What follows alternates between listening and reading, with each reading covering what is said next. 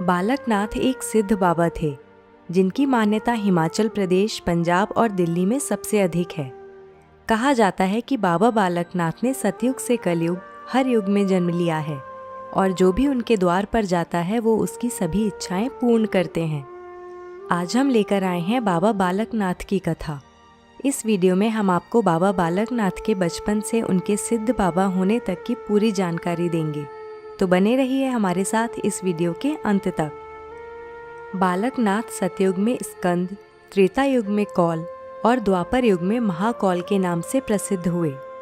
कहा जाता है कि उन्होंने अपने हर जन्म में निर्धन और असहाय लोगों की सहायता की और प्रत्येक जन्म में बालकनाथ महादेव शिव के भक्त कहलाए। बाबा के विषय में द्वापर युग की एक कथा बहुत प्रचलित है, जिसके अनुसार महाकौल जब महादेव के दर्शन करने कैलाश पर्वत की ओर जा रहे थे, तब रास्ते में उनकी भेंट एक वृद्धा से हुई। जब वृद्धा को पता लगा कि महाकौल शिवजी के दर्शन के लिए जा रहे हैं, तब उन्होंने महाकौल को मानसरोवर नदी के किनारे तपस्या करने के लिए कहा। वृद्धा ने बताया कि माता पार्वती वहां स्नान के लिए आती हैं और महाकौल मां पार्वती से शिवजी तक पहुंचने का उपाय पूछ सकते हैं। महाकौल ने उनके कहे अनुसार ही किया और अंततः शिवजी के दर्शन करने में सफल रहे। महाकौल की भक्ति और लगन को देख शिवजी ने प्रसन्न होकर आशीर्वाद दिया कि उन्हें कलयुग में सिद्ध प्रतीक के रूप में पूजा जाएगा और चिर आयु तक उन्हें बालक की छवि में रहने का वरदान भी दिया। कलयुग में बाबा बालकनाथ ने गुजरात के काठियाबाद में जन्म लिया। उनका नाम देव रखा गया। बचपन से ही आध्यात्मिक प्रवृत्ति देख उनके माता पिता ने उनका विवाह करने का निश्चय कर लिया, परंतु यह निर्णय बाबा के विचारों के विरुद्ध था। इसलिए वो अपना घर छोड़कर अध्यात्म के मार्ग पर निकल गए। उस समय उनकी आयु बहुत कम थी। इस यात्रा पर उनकी भेंट स्वामी दत्तोत्रेय से हुई, जिनसे शिक्षा प्राप्त कर बाबा ने सिद्धि प्राप्त की और तब से ही उन्हें बाबा बालकनाथ कहा जाने लगा।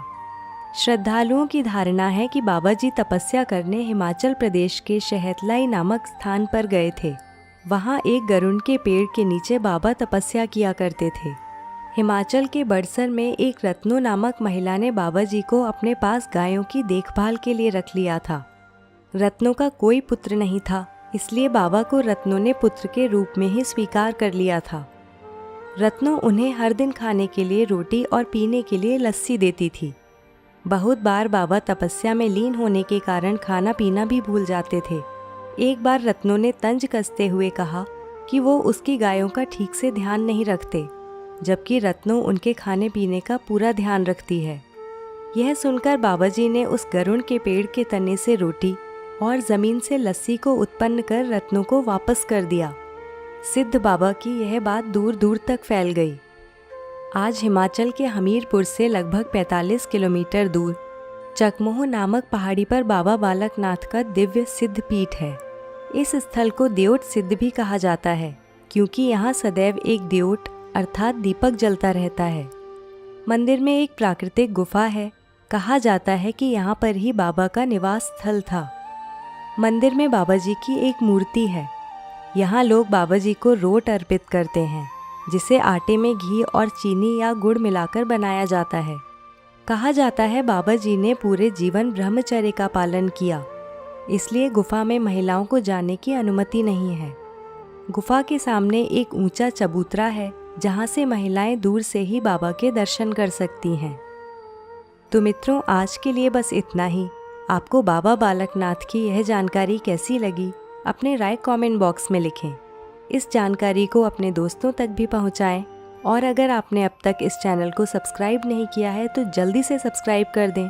फिर मुलाकात होगी एक नई जानकारी के साथ। धन्यवाद।